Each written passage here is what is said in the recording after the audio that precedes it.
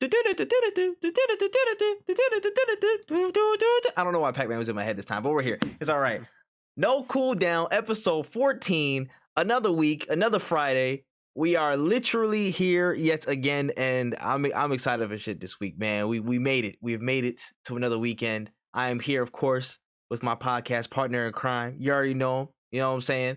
The Kirby stan himself. You know what I mean? He don't want to get forgotten, but he will always be remembered as the Bodega Baron. Let him know. WenEazy, how you doing this week? I am good. I'm good. Cannot complain. It's a solid. It's been a pretty busy week.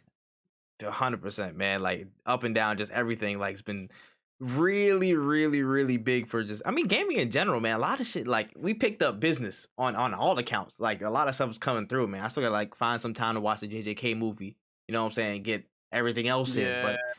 It's been a lot, bro. It's been a lot. And with that being said, there's a lot to talk about, man. You ready to get into it? I'm absolutely ready to get into it. All right, man. Before we, you know what I'm saying, get fully into the weeds, let's warm up a little bit. Got some quick stories for you.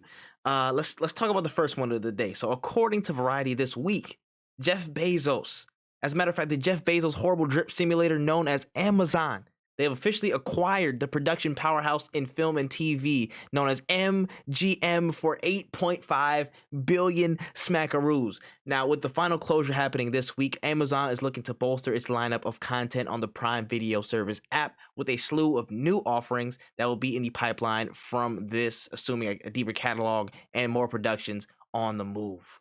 Now, thoughts and reactions to this. $8.5 billion is a lot to drop. I'm like, dang, bro, but that's Jeff Bezos' money. He does that.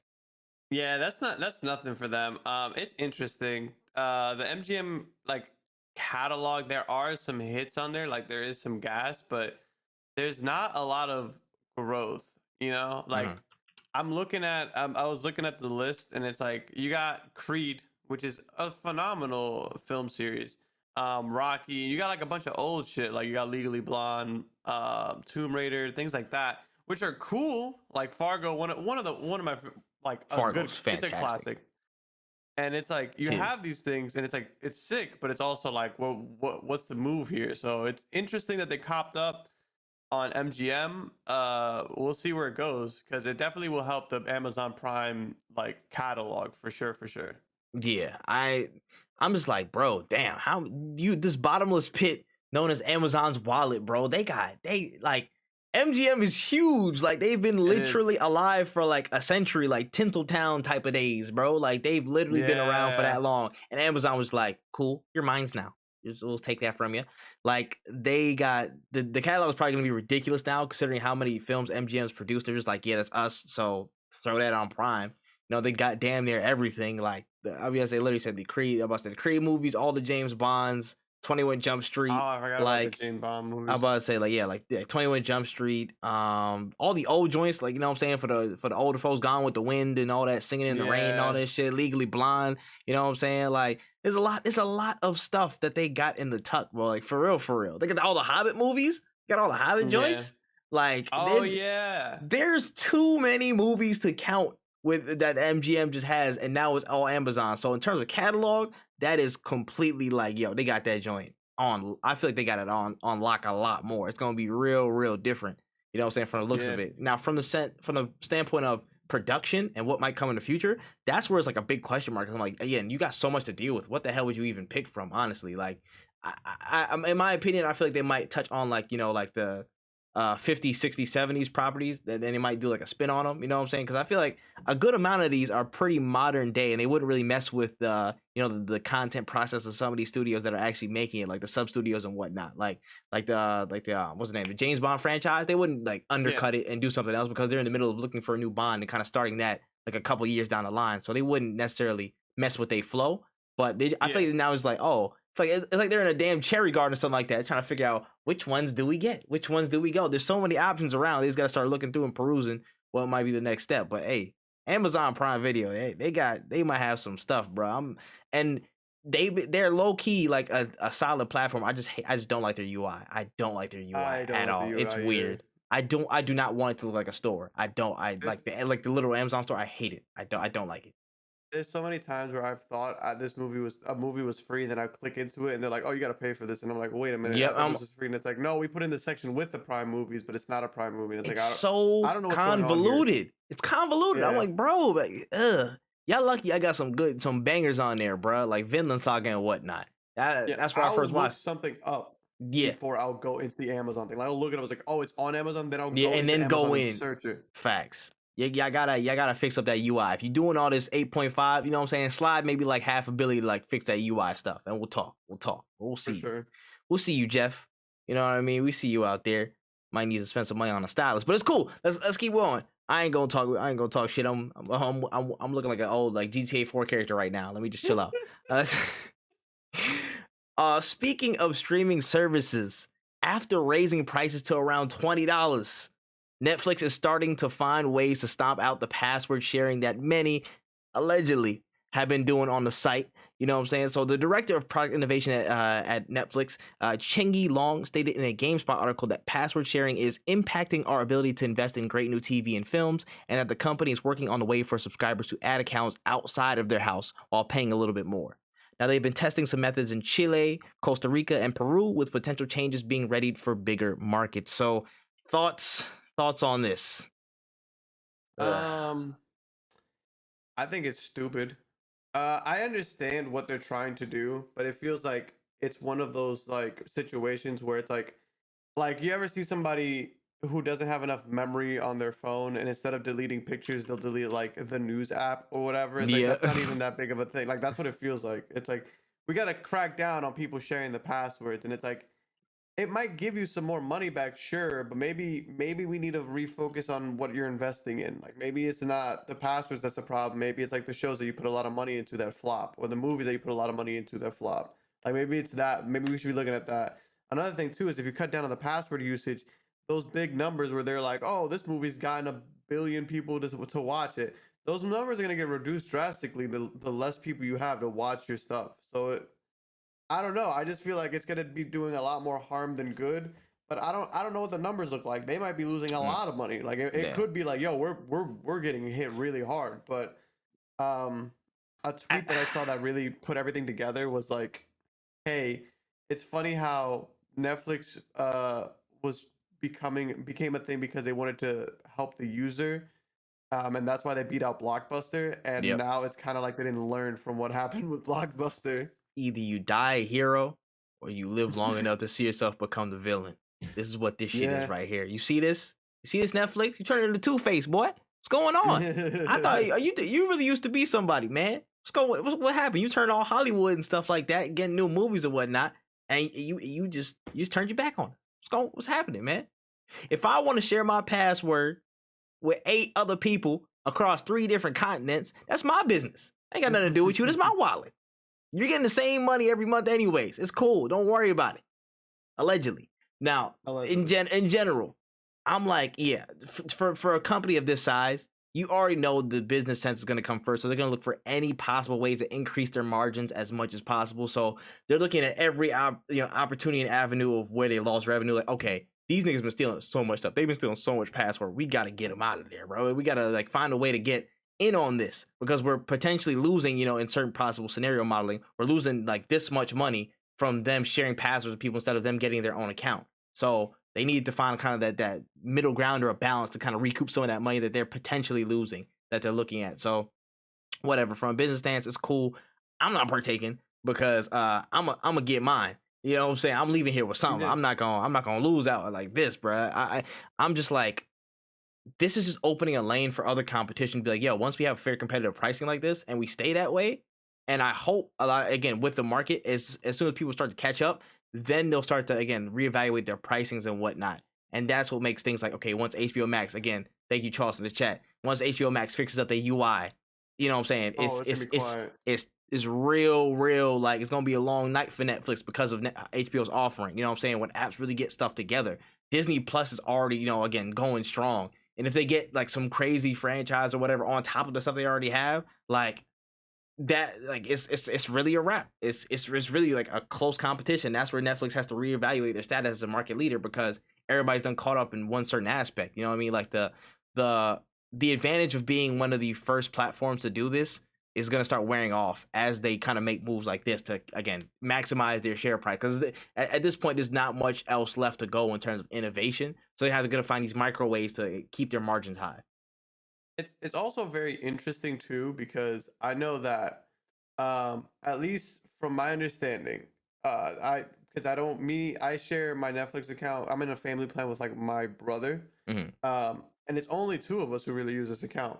So it's really interesting because when I used to, not saying I used to, excuse me, when my friend used to be Allegedly, somebody used to throwing that password around, you know what I'm saying? That shit was making rounds. Facts. There used to be a message that would come up that would be like, yo, there's two people already on Netflix. You can't watch it. Yeah. And that shit made sense. Like, yo, two people can watch it at one time. That's valid. Or they would like, there's a family plan where up to 4 people can watch it at one time. Yeah. So like, why doesn't that shit work? Like, what's going on here, yo? Like, is that not enough for you?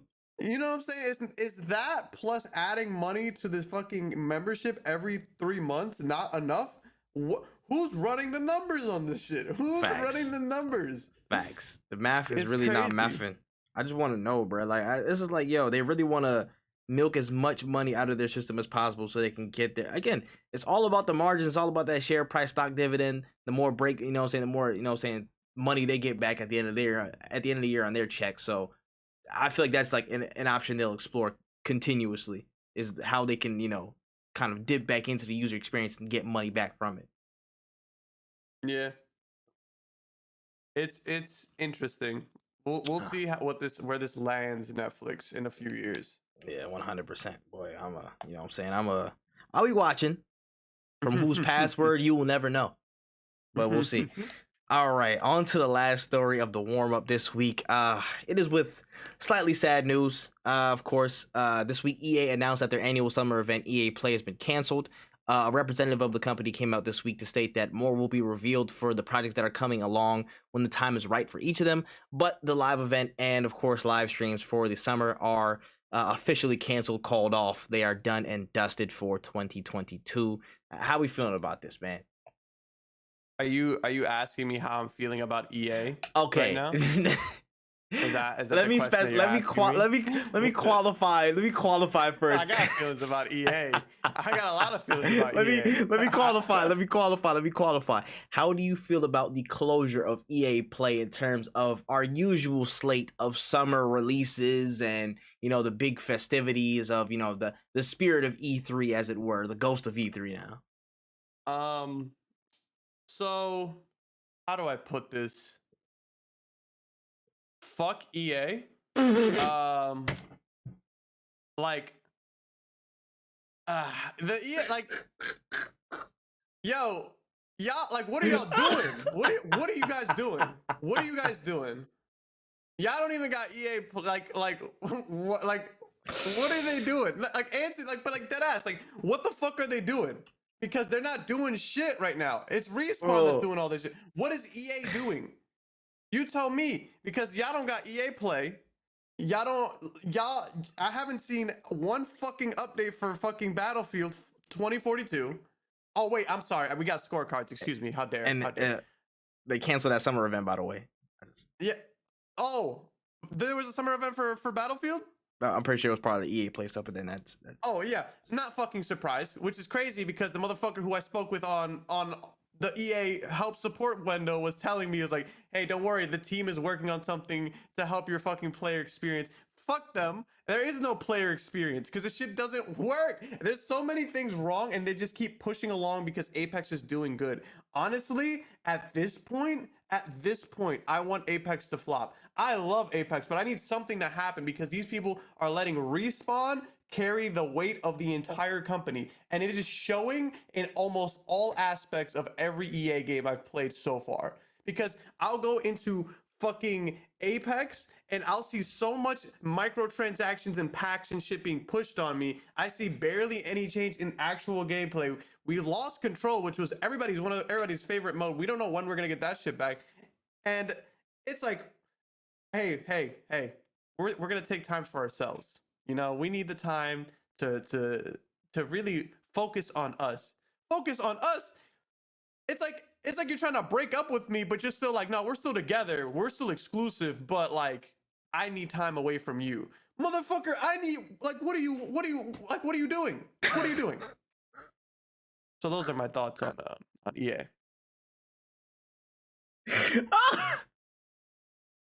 Whatever would make you feel so strongly about EA, Electronic Arts. Now, fuck with you, fuck with you.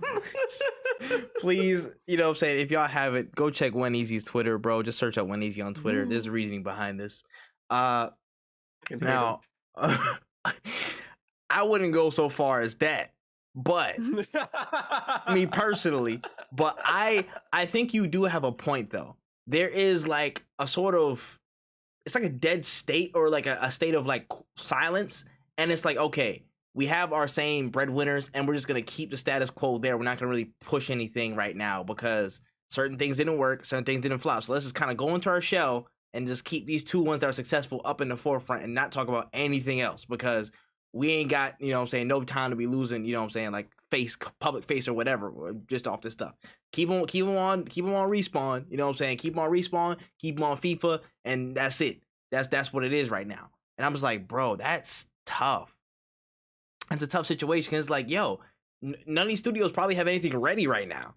Honestly, when you think about it, Battlefields, they're literally just in the dumps right now, trying to figure out what the hell's going on, like waist deep in bug fixes and whatnot, trying to fix everything. Vince Zampella's trying to get Battlefield together at DICE LA. He's probably working on the next series, maybe an actual narrative, like a developing narrative for the next series or maybe for this series.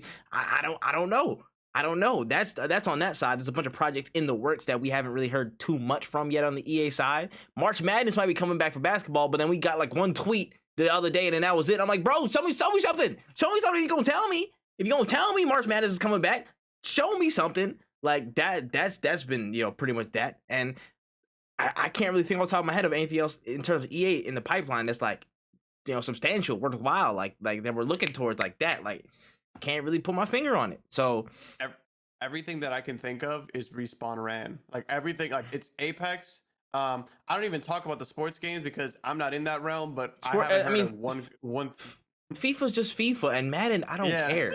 Madden, I don't give a shit. I don't care about Madden. I haven't heard one good thing about a Madden game in so many years. And I know people who play Madden. That's the thing is, like, I never heard somebody say, man, I can't wait for the new Madden to drop, which really should say something. Which really should be like, hey, we need to focus on something here. Yeah, I haven't played Madden since like 2011, 10? It's been a long time. I don't care. I stopped caring about that franchise a long time ago. And for FIFA, it's just the same things. And they just run into a bunch of like glitches actually where certain player cards in Ultimate Team are showing up that weren't supposed to. So people are just getting their cards for getting cards for free or whatever. They got their own problems, right? They got their own set of problems. So it's just they're kind of in their own insular world right now. And I think this is good for them. But it's just kind of telling of where the state of the directions of their projects are right now. They're a little bit behind the cosh of what it seems to be. It's like, y'all gotta okay, fine, take your time, do your thing. But the question for me is the format of kind of like the summer game fest, which is again coming up again.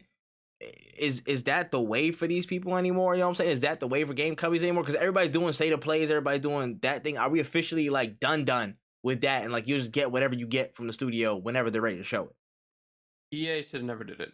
EA, from even when they did it back in the day when they were at their peak, quote unquote, they should never did it, because I don't think that EA has enough. They don't have enough consistent IPs to be able to do an entire thing. Like PlayStation, Xbox, and Nintendo having their own things. Three main shows. They're not just one game company. These people, like, they're not just showing, hey, these are the games that we at Nintendo are making. They will show third-party people. They'll show other people. Like, it's a platform for not just themselves, but for other people. EA isn't showing off new consoles, new hardware, new nothing. They're just showing off their games. And I'm not surprised that they canceled EA Play. I'm not surprised that they canceled that. I wouldn't be surprised if they canceled it for next year too. It's just you guys need to work on more than just one good thing at a time, because it shows, it shows, especially with all the franchises that you own. Like, where's the next Sims at? Where's Sims 5? Because it got announced. We haven't heard a damn thing about Sims. The only thing that I can consistently say we will see is like maybe a new Jedi Fallen Order game. But that was already slated in the pipeline from like last year. They was like, yo, we knew something was gonna come. You already gonna get a new, you know what I'm saying, addition in those types of games. Like, and I feel like that's kind of an offshoot, and that's still that's some of that still Respawn. Is that some of that still Respawn? Yes. Literally, it's like that's what I'm saying, is that Respawn might as well be EA. At this point, they didn't shouldered a lot of the burden. Ever since Apex came into the frame, they've been shouldering a lot of the burden. I feel like it's like, dang. It's going to crush them. And it's crazy because people were like, when are we going to get the next Titanfall 3? You're never going to get the next Titanfall 3 unless other people start pulling their weight. Because facts. Looking at if you, they Dice. have to make Titanfall 3 and Apex and work on Battlefield 24 and make the Star Wars games, why are they even under EA? What is EA giving them? This is just supposed to be a warm-up topic, boy. He went crazy. Hold on, I'm warmed up. I should have switched the order, bro. Dang, I shouldn't even have did that. That's insane, bro. But listen, I'm gonna leave it off on that. He done killed this one. I'll let that be. But yeah, that is the warm-up, man. That's all of our starter topics for the day. Let's get into some more of the meat and potatoes of this week, of what we saw, what we embraced. And what showed up on our timelines, man? First and foremost, let's get to probably one of the biggest stories of the week. Yesterday, PlayStation took some time out to showcase the anticipated open world RPG from Avalanche Studios known as Hogwarts Legacy. The 22-minute presentation showed off a ton of gameplay of how the single-player action experience will feel, from the combat, deep world exploration inside and beyond the walls of the famous school of witchcraft and wizardry, skills and abilities to learn, traversal modes, companions, stories, and so much more. No microtransactions. And there's a lot to break down in this, man. There's a lot to break down for what we got in all the showings and stuff from yesterday. So let's look at a couple of main things here. First and foremost, the plot. It was set in the 1800s before the events of the Harry Potter books, so we have a whole lot of room for a new story and new developments in terms of characters. And we're starting, as our created character, as a late arrival, a fifth-year wizard/witch entering the school and making a name for themselves. And our character is connected with some ancient and dark magic that kind of puts us on the other side of a potential goblin rebellion led by a character named Ranrock and a range of Alliance members, including dark magicians affiliated with the school.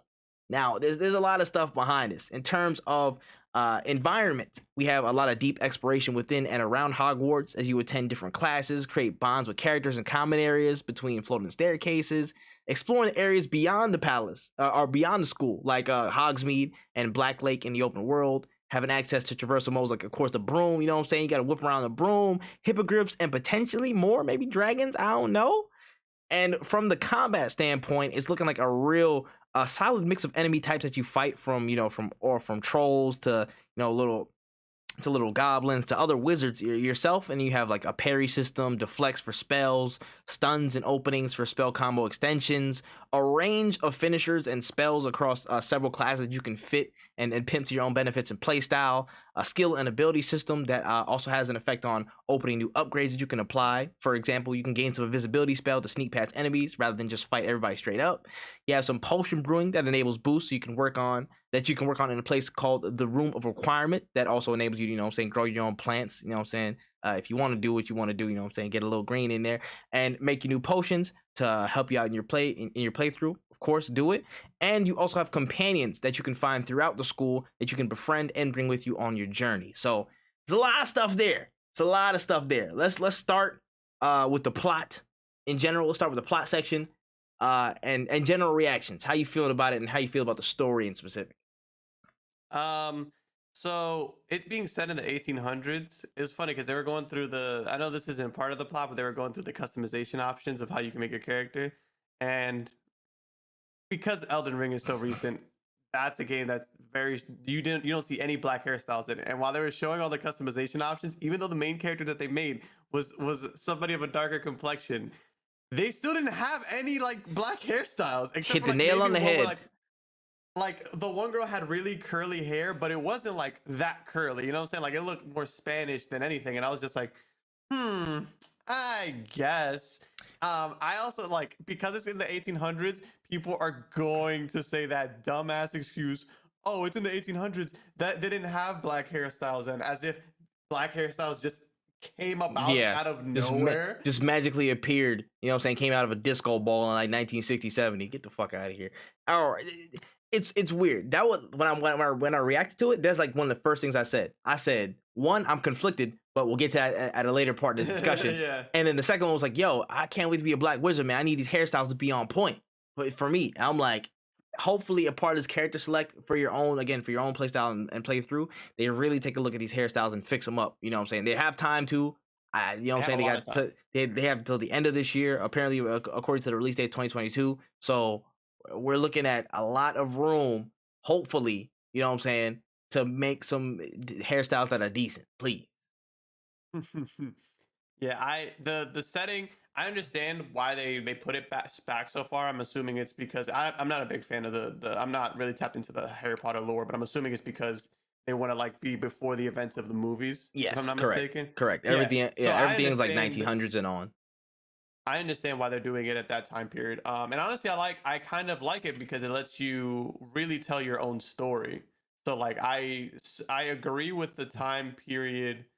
And it's also just shows you like I remember I was watching the trailer and I was like I ain't never seen none of I never seen all the Harry Potter movies, but I was like I didn't see these race of people in this in this franchise like or as many as I'm seeing here. Like I'm like, oh, this world really seems very fleshed out. Like I really like it. So I think the setting isn't a bad idea whatsoever.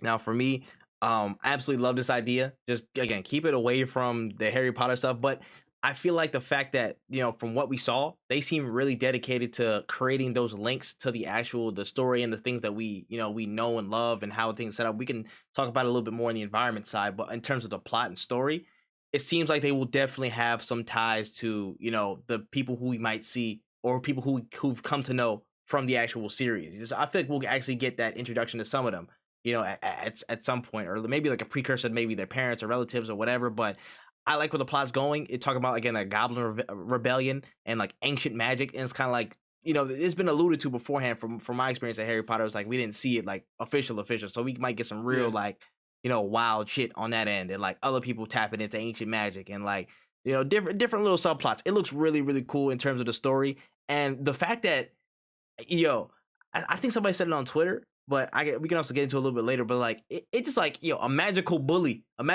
too. Like, bro, it's like you're actually attending classes. You're actually, you know what I'm saying, talking to people. You're actually like they made the common rooms. They constructed the common rooms in the game so you can go in there and interact with people and eventually form companionships with people and to take with you on missions. And like, bro, that's wild. That's wild. As a, you know what I'm saying, kind of Harry Potter fan, like, yo, this is like wild, like wildly close to what people imagine as, okay, if we had a Harry Potter game, you know what I'm saying, like if we got it back in the modern era, we want it to be like this. We want to have the whole castle out. We want to be there, you know what I'm saying, walking through the halls, figuring out what's this and that, some of these familiar spots in the castle, just interacting with people, going to classes, you know what I'm saying, trying to figure out how to actually be a wizard. You dueling niggas in the actual class, bro. They had the footage of you dueling somebody for real. Like in the story, I'm like, for me, I feel like they'll have a pretty good grasp on the plot and the characters look really interesting. So I think they'll have a good showing with the plot and everything that's going on. So I have no qualms on that side. Now, just a little bit of skip to the environment side. Let's talk about it, man. So we in Hogwarts, but not just Hogwarts, man. Not just like, you know, two little blocks, not two little, you know, little pieces of it. You got a whole ass map of the entire campus. Everything beyond there, the Forbidden Forest, the Black Lake, Hogsmeade, stuff beyond there, some little back corners. You might even get the Gringotts, make a deposit or something like that. I don't know. There's a lot of stuff in this map and the environment, traversing it, interacting with it. How do we feel about that? I think it's awesome. I'm really happy for the people who have been waiting for an experience like this outside of like, oh, I want to spend $100 bajillion to go to Disney World. Like you can now explore Hogwarts from the comfort of your home, which I think is sick because we haven't ever really seen a Harry Potter game that wasn't like a movie adaptation. So like seeing those environments, I was like, that's pretty, like this is pretty sick. Like this is, man. I'm very happy for the fans of Harry Potter who are finally going to get a actual good Harry Potter game. I can speak firsthand, bro. There is no motherfuckers in Diagon Alley with no Mickey Mouse ears on. I don't care what nobody says. it was nice when it was there, but then you realize you crowded with a bunch of motherfuckers eating cotton candy and stuff like that. It's not Diagon Alley. It's not Harry Potter. Spending like $1 You know what I'm saying? billion for Facts. butterbeer or whatever. Facts. Like that's OD. Facts. I'm like, that's wilding, bro. It's wilding.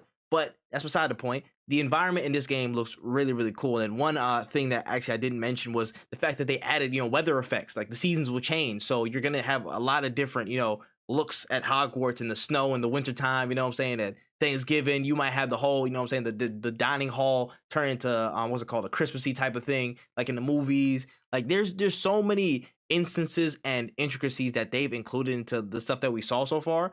I'm like, bro, it looks like they really put some time and love into this and like actually like trying to make the world as expansive as possible for the people who are really waiting on this. So honestly, from what I'm seeing so far, kudos to the team because they made it again very, very, very expansive. Like people want to know, like they said it like verbatim. They're like, yo, people were curious to know, like if you keep heading south past like the Black Lake, what do you find? And they have stuff there. They have stuff you might find, like say little taverns, places to interact with, kind of asking those what if questions, like in a series that are always on people's minds, like yo, what the hell is even there?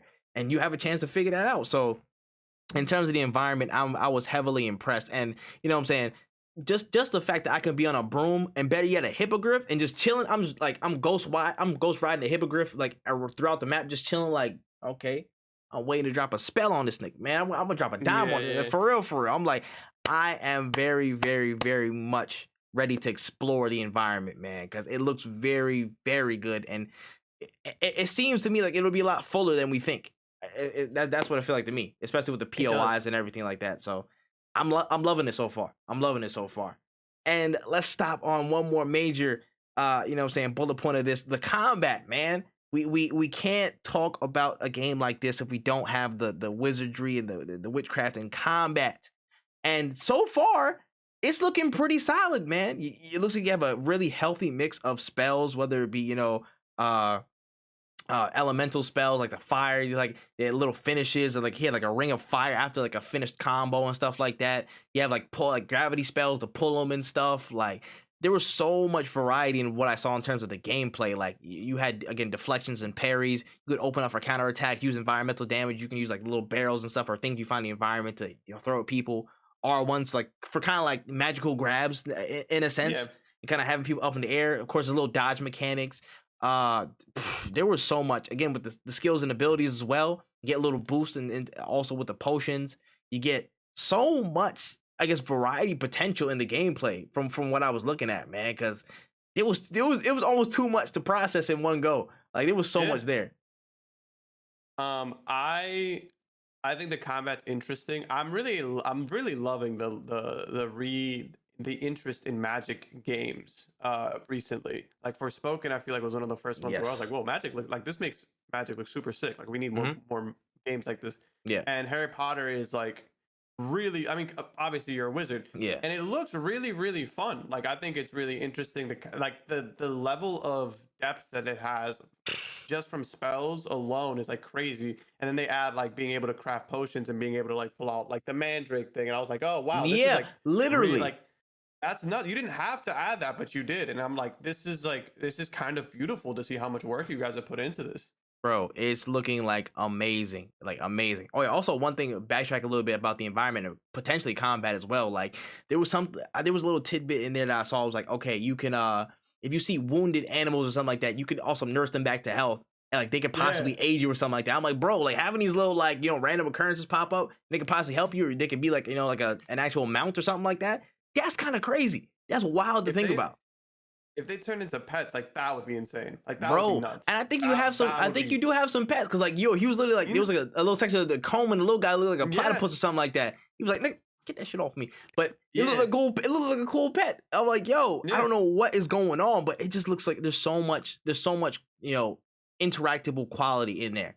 A lot of stuff you can do, a lot of activities that you can actually get into and like, be immersed in. So that's dope. One thing about the combat I did want to possibly, say like, okay, maybe it's a pitfall. Maybe I don't know if they'll fix it.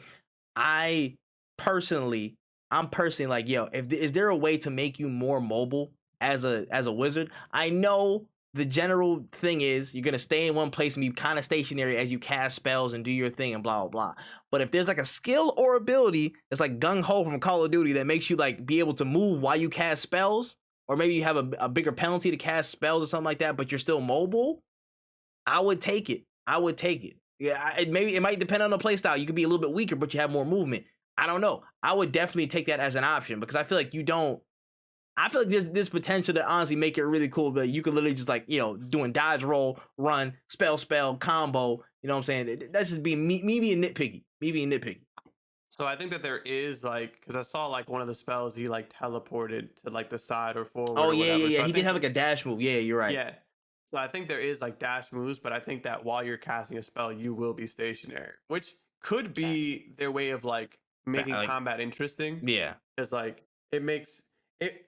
I don't know if it makes sense because I don't know. Again, don't really know much about the universe, but like I could see them doing that just to make the combat more difficult or having some kind of it does. It does make sense. Super big fire spell. Yeah, positioning. You gotta cast it. Yeah, like casting, positioning, like actually, like you gotta face your opponents and be in the right way because like from the looks of it as well, like you're gonna have a lot of different like again the variety of enemies. You're gonna have the other magicians or other like dark wizards and stuff that like they're gonna range you. You have people that's gonna pull up on you, big ass trolls and whatnot. You got like the little orcs thing. That was the coolest thing I saw in terms of enemies. Like the little the goblins. The goblins kind of pulled up on you and then they kind of like projected a bigger part of themselves and started just went upside your head with it. And I was like, dang, that's pretty lit. So I don't mind it. And I wouldn't mind it. That's just me being like, okay, if I can make a personal change or a personal addition to play styles. Not necessarily, you don't have to change the core, but if you could add it as like a skill or a feature, I wouldn't be mad. That'd be cool. I wouldn't be mad. I wouldn't be mad. Now, it's looking great, man, but you already know, I will mention it, man, just a conflict with she who must not be named, bro. Like, it sucks sometimes as a Harry Potter fan, I must say, because you got this dumbass who made this joint, and the game looks so good, and it's so many people love the series, but then you're in the same boat of, yo, dang, she might be getting a check from this. This is ridiculous. I don't know if it's just a super, super sucky conflict, man. It's rough. It's rough, man. I don't hate that shit, but this game looks fantastic, and for people who have loved this series, like this shit crazy. Yeah, it's crazy because I was watching this like I was watching this 14-minute like state of play, which I will say this about the Harry Potter state of play. This is, I feel like, one of the best examples of how you should show your game off. Having a very when you're close to the release of the game, showing people what the game will be like. I think this is the best way of hyping this up because we have things like Cyberpunk that have horrible marketing. It's too much. Like, you marketed way too early. You guys kept pushing it. It's stupid. You have people who will drop day of, which sometimes works, sometimes doesn't. It worked for Apex. It doesn't work for every game though.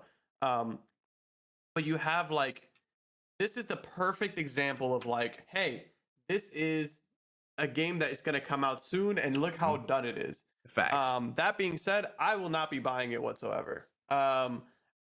Mostly for the fact of the person who created the franchise, but I'm not going to sit here and say that like, I also am just not a big Harry Potter fan. When this person exposed themselves to being trash, I was like kind of halfway through watching the movies, and then I was like, oh, okay, so I don't got to watch him anymore then, because I don't want to support her.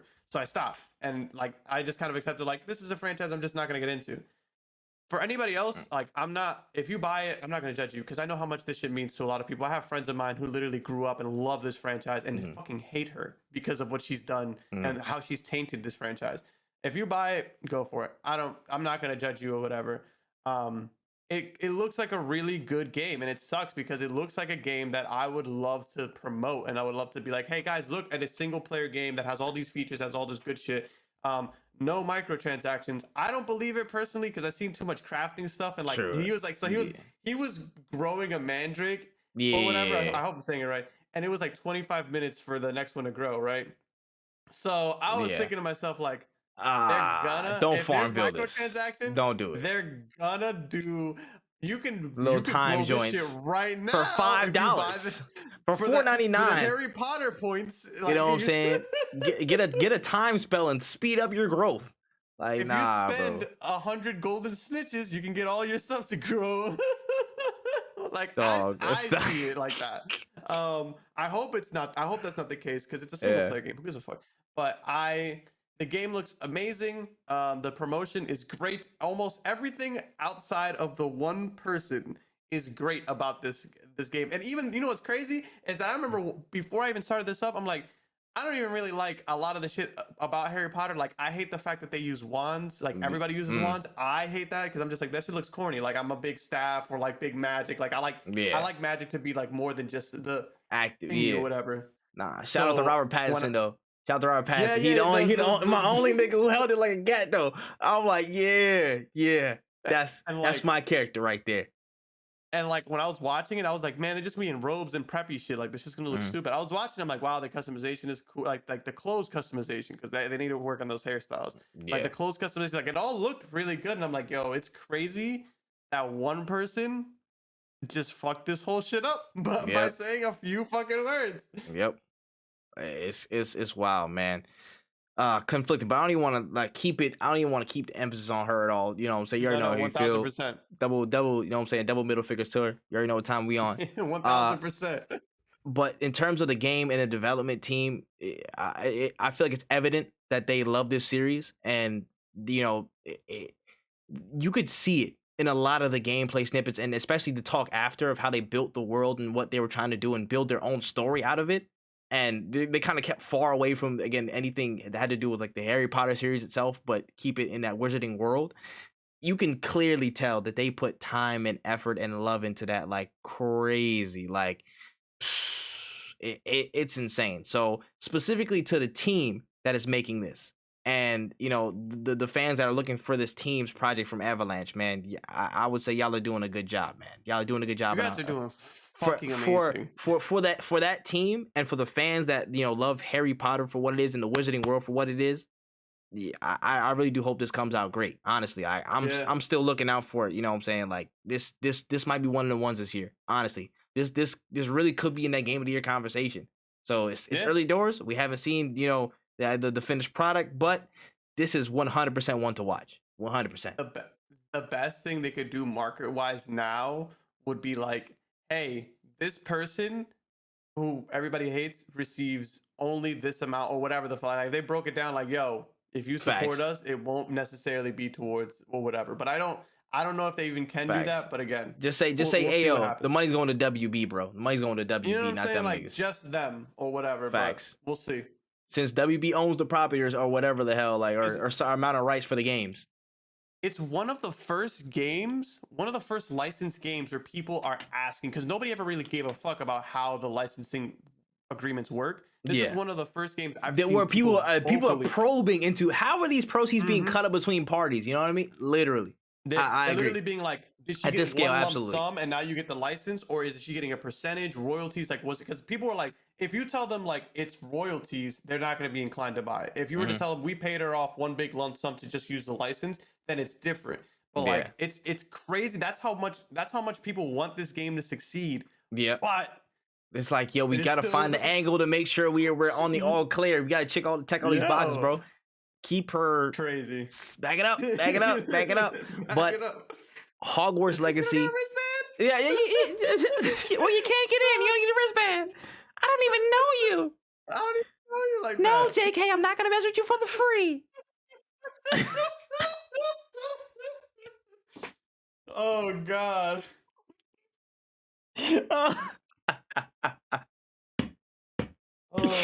Oh shoot. All right, bro. That's crazy. Hogwarts Legacy, we looking out for you, dog. We looking out for you. From one magical, you know, context to the next.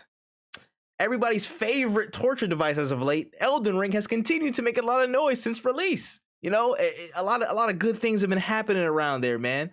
It's now past 12 million units sold worldwide, which is by far the biggest release for, you know, a Miyazaki joint probably ever. I'm pretty sure in this time span. It's had some references to the sales team of the IP expanding beyond games, which we're probably looking at TV, movies, and such. And most importantly, there's more patch notes to torture you with in the latest update of this past week. Now, there were a whole host of changes and quality of life updates, but most notably, there were some changes to the items that formed a dangerous combo for players to use against the bosses. Now, most notably, the Mimic Tears, Sword of Night and Flame, and Ash of War have been nerfed in various ways, and Miyazaki is essentially telling all y'all in game form to get good again. So thoughts on, we can go, whatever order you want, but, most notably it is the patch changes, the units sold, and then the possibility of expanding beyond just the game. Happy that the game is selling so well. Honestly, I've never seen a Dark Souls game so amped like this one. I remember when Dark Souls 3 released and the hype was enough to get me to buy it day one. And I don't usually buy franchises that I don't play day one, but that was a game I bought day one. I got like the deluxe version. I still got the CD of the music in my room. Phenomenal franchise. I love it that it's selling so well. I love that so many people are getting into it because this is definitely the more accessible of all the Dark Souls games. And it's really fun for people who just like adventure games and like this fantasy world.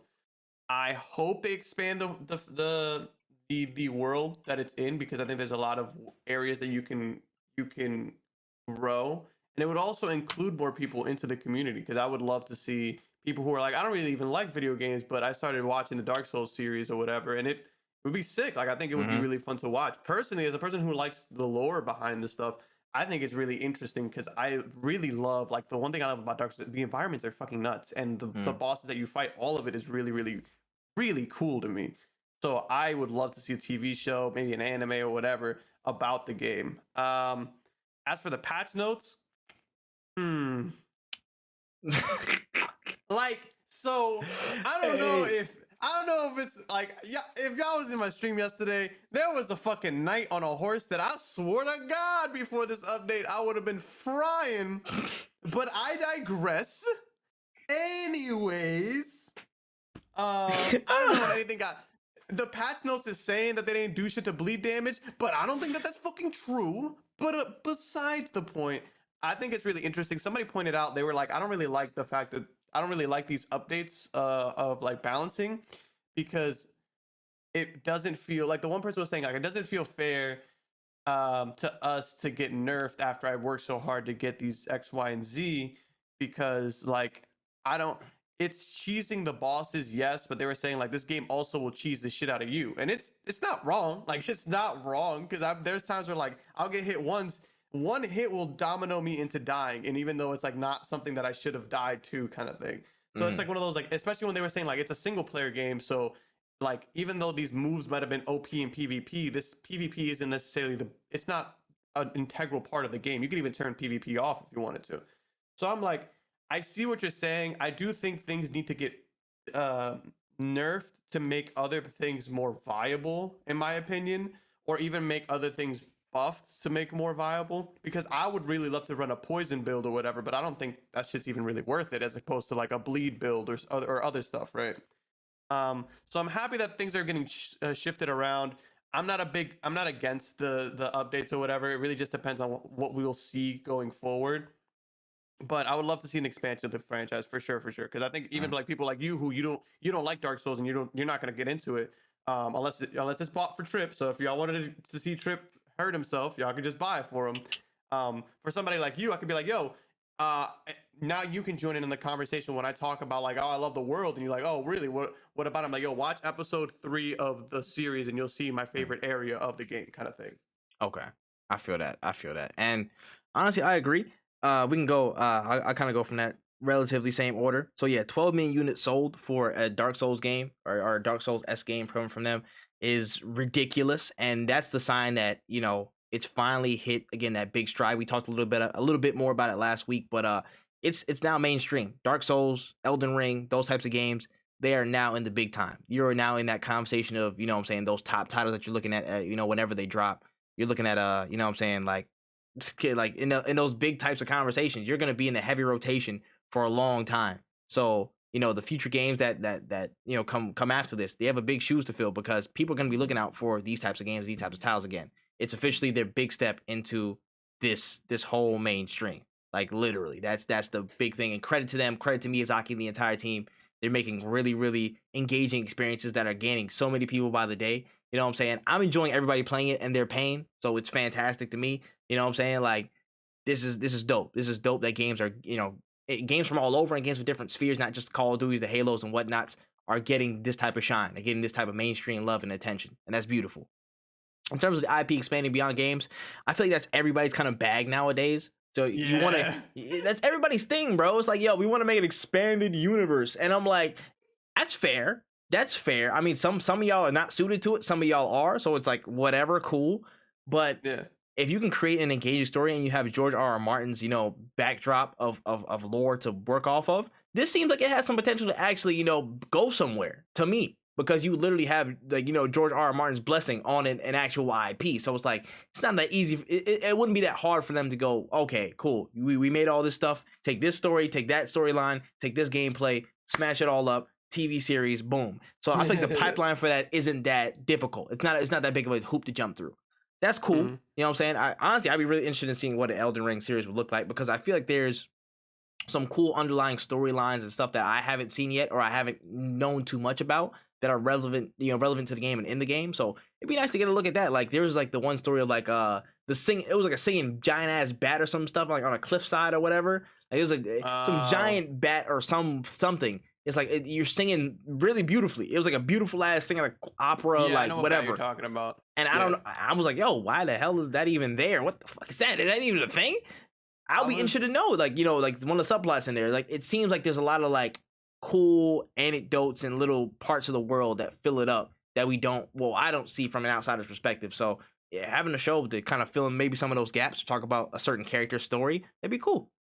Yeah, and the thing about the game is that, like, because it puts you in the shoes of somebody who isn't really like supposed to be like a hero or like a legend or whatever. You're just a regular guy. You could even do like an anthology series or like a limited series where you just focus on different storylines in the game. Because there's like, I remember I'm in a place called like Volcano Manor. And I remember there was this one girl there who got me an invitation to get to this place. So I get to this place, like after a few quests, Shawty turns into like, I don't want to spoil anything if y'all care about this quest lines, but Shawty turns into like a monster, but it wasn't like, I'm a monster now. It's more like I walk in a room and I'm like, aren't you supposed to be blah blah blah? Shit. She's like, oh yeah. I'm like it was literally just regular, like, oh, you see me in my regular form. And it's just like things like that. Like you could expand on shit like that. Like, are there a group of people who are shapeshifters? Shit like that. So I think it'd be sick, and we'll see. Because right now these next, like, I want to say these next 5 to 6 years, you will see a, like, whether or not we start taking video game TV shows and movies seriously or not. This is a trying period.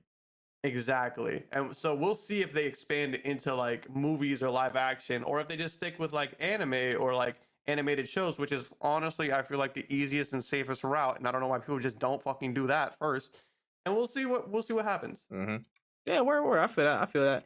And in terms of the patch notes, I'm not playing that shit till somebody pay for it. You know what I'm saying? You already know my policy.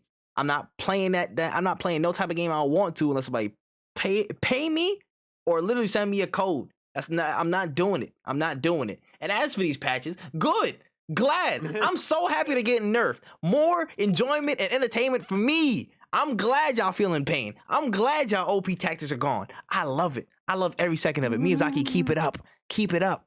Cause I'm not playing it. I'm enjoying it. And I'm so happy. All y'all thought you could one-shot bosses and whatnot and get them out of here. Nah, those days are over, son. It's over. No more doing like 18 seppukus in front of the door. You know what I'm saying? No more of that. So you can one-shot bosses, bro. It's a wrap for you. Nah. It takes skill. To stab yourself a bunch 18 of times for like 18 different status boost boxes to pop up in the screen in the top left under the health bar, and then go in and one-shot a boss, bro. I'm not having that. I want tears. I want blood. I want your pain. And I will drop maybe like a sub or two, maybe drop some bits. I don't know. But keep it up, Miyazaki. Keep it up. I love it. That's funny. All right. Oh, that's enough for Elden Ring for the day, man. Let's keep pushing on to the next segment of the show. Let's talk about it, man. So we got an announcement from Supermassive Games, the creators of the interactive horrors of Until Dawn and the Dark Pictures anthology series, and they are back with a new game called The Quarry. Now, it's a non-Dark Pictures title and seen by the team as the spiritual successor to Until Dawn. The game will have a longer length and, of course, focuses on the teen story, of around some people around a summer camp, 9 counselors on the last night.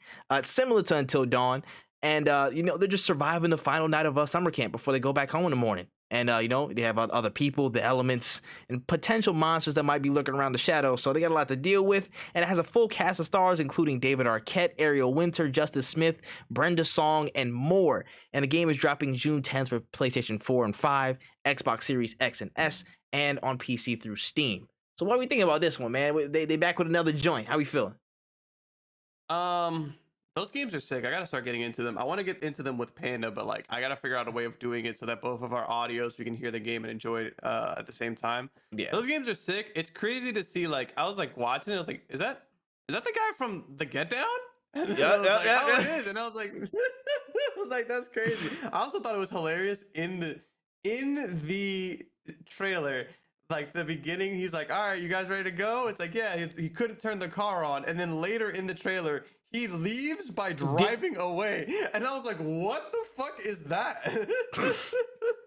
So, I think it's going to be I think it's going to be an interesting game. Those games are always really good to watch and play. I cannot wait. I need to start them, but I know that like it's the same thing with The Wolf Among Us.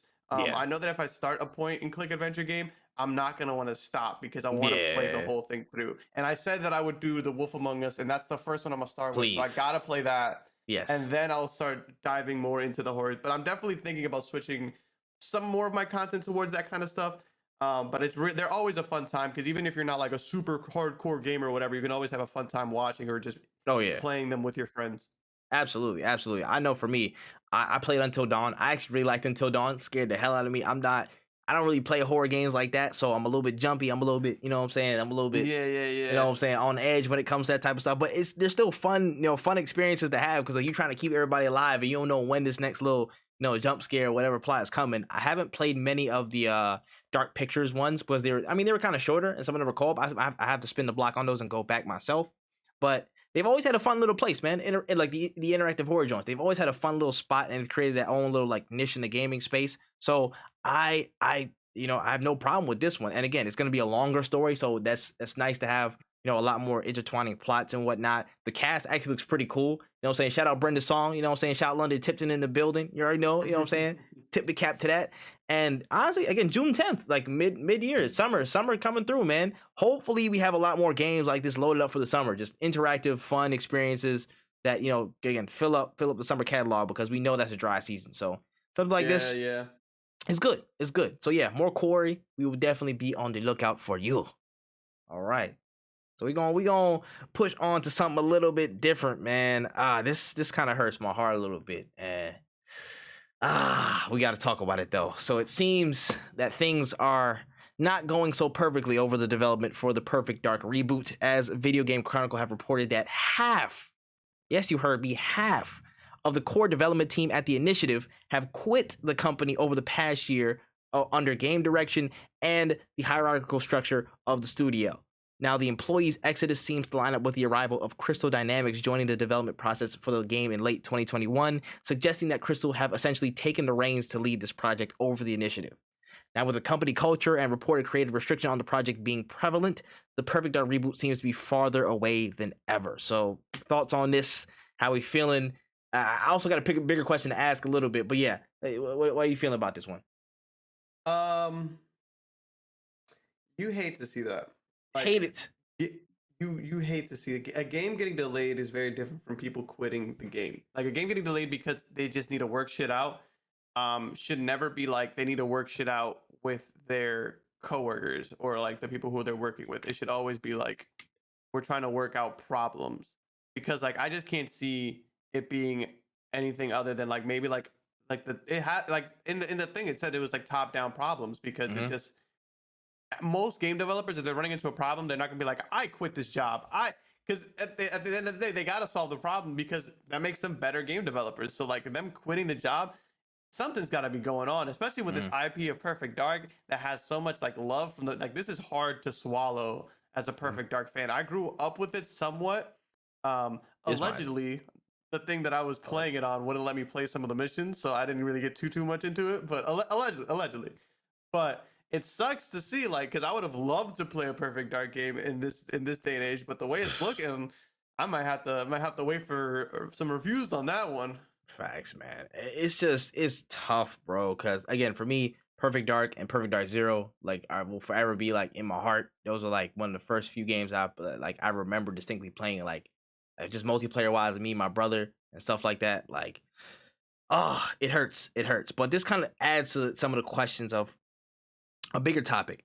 And one of the bigger topics actually is, you know, why is that when you run into a little bit of rough shot or creative differences or whatever, you see like people leaving left, right, and center, and then they kind of start their own studios and they do their own thing on one side. But for this case, it's like, bro, how how intrusive is this process from Microsoft side? How are they going to be? Because if they're saying it's creative differences and top down problems, and I saw a lot of stuff cited was like, okay, people out on the ground floor actually making the game, they felt like they couldn't really even talk to some of the officials making decisions on this, like the directors and whatnot, because they were just kind of in their own world and they weren't receptive to the changes that were going on at the studio from people working on it every day.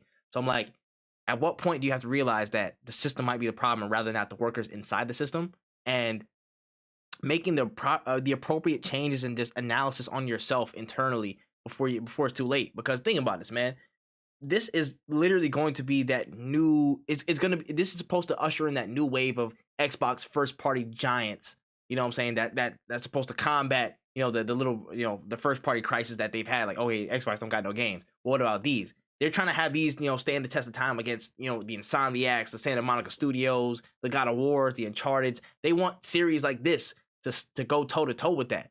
But when you're having these creative differences and you won't let the developers work at that level and have a conducive relationship to health, collaboration, and good creativity from all sides, this creates a problem.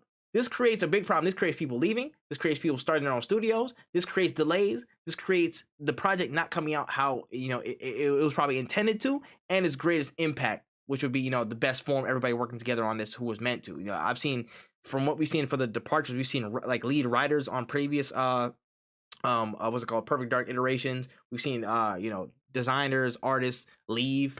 Like, it's not just one department, it's across the board, a lot of different people just dipping. I'm like, it just makes me beg the question, what's going on at Microsoft, what's going on at the initiative, to where they were just like, okay, we don't need y'all, or we quit. It's a lot of moving parts. I just don't see like how, like, one of the biggest things I remember in college was when somebody, if like half the class failed the test, like, how I remember a professor being like, yo, half of you guys failed this test. Is it something I'm doing that I can help you? Like, that was one of the first moments that I was like, well, thank you for that, because some motherfuckers would be like, y'all are ass. Like, how do half the class fail? So it's like when half of your workers walk out, I don't think it's because they don't want to work. Like, there's no way you hired an entire staff of people who didn't want to work, and half of them were like, I'm showing my true colors now. It's like, nah, it's something going on from the top. And I think it's gonna, some people from the tippy top are gonna have to start ego checking people and being like, yo, there's no reason why all of the people under you want to quit or hate working here. Like, maybe I need to fire you, because you could probably get those people back if you fired XYZ, because it just doesn't make sense to me. And honestly, these kind of conversations really need to be held, because I don't think any game designer who's working on a game for so long really wants to walk away from that. I can't, it just doesn't make sense to me as a creative. Like, I've never worked on a video that was like so long, and I've worked on it for such a good time, and thought to myself, I'm never going to do this, and just throw it away, kind of thing. From when I was making short films, so when I'm doing content creation, there's nothing I've ever done and started and put a lot of time into and really enjoyed doing that I was like, I'm gonna walk away from it because it's getting too hard. Like, I might have shelved some shit, but this is different. Like, if I'm getting paid to be here and I'm enjoying my job, it's something else, man. So I think some egos need to get checked on that side, because it just doesn't make sense to me. I agree. The more you reshuffle and fight or whatever, it just only delays the game. Looking at this, like, okay, you have Crystal Dynamics now leading the entire project. How far does this put it on the back burner? Because I bet for sure, you know what I mean? Like, they probably have another Tomb Raider game in the chamber. They're probably focusing on that. You know what I'm saying? They're trying to make that hard. You know what I'm saying? Do that. And maybe since this is not as far along in the process, they'll just leave it kind of in the wayside with minimal actual touch ups. I don't know exactly what's going on, but that, to me, it feels like this could get lost in the shuffle. Perfect Dark should get lost in the shuffle, and it really shouldn't, because that's supposed to represent one of these titles that really step out as your front runners, your big shooters. Like, that's people running with you like at the front line next to Halo. You know what I'm saying? Next to Halo and Gears of War. Those supposed to be those types of series that keep you afloat as a first party, the platform. Of course, you got all this stuff, infrastructure with the Game Pass and whatnot, blah, blah. But if you don't have these hard hitting first party games that are exclusive to your network and your ecosystem, that's going to sell you short at the end of the day. So something that they really got to assess going forward. I'm fingers crossed and I'm hoping that everything turns out all right with this, because I would love to see Perfect Dark back in, full force. I just don't want this to get lost in the shuffle for real. Yeah, man. Hopefully things get ironed out with that. And also, I'm wary of Crystal Dynamics because they made Avengers last, so I don't know what's going on. You know what I'm saying? They made that they were the ones who made 2020 Avengers, that one. The one with the Square Enix one. Yes. So awesome. So I got my eyes on y'all already. You know what I'm saying? So please, let's take our time. Let's make sure this is the best it can be. All right. Thank you all. Sick. Thank you. That's my PSA. It's my PSA. All right, let's keep it pushing, man. So this week at the ID at Xbox event, we got a first look at the Souls-like open world RPG from the team behind Ashen from 2018. A new game called Flintlock: The Siege of Dawn. So locking in with our main character, Nor, we seem to have everything from guns, magic, and our animal companion, Enki, at our side to take on monsters and save humanity, and it's set to release later this year in 2022. So thoughts on this, man? Like, this was one of the standouts from the ID at Xbox showcase, for sure. Very interesting concept. I really enjoy it.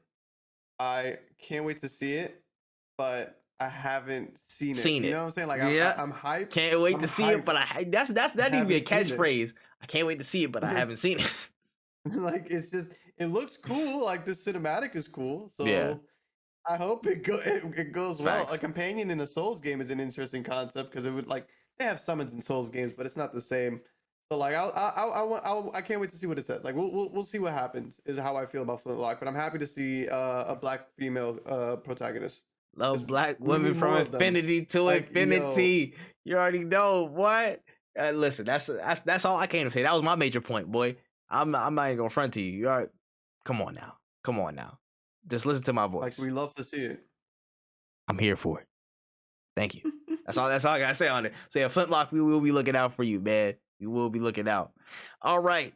Jumping a little bit forward, we had a little bit of a dead space in between a couple of updates on information drops, but we got another developer update on Starfield from Todd Howard and the Bethesda team that highlights some of the features that are coming with the new drop. Now, they mentioned different character origins and in-game starts for each character. Everybody won't start at the same exact point in the gameplay. Seems a little bit cyberpunk-esque in execution. An emphasis on stats and how you build your character will actually matter within the frame of the game.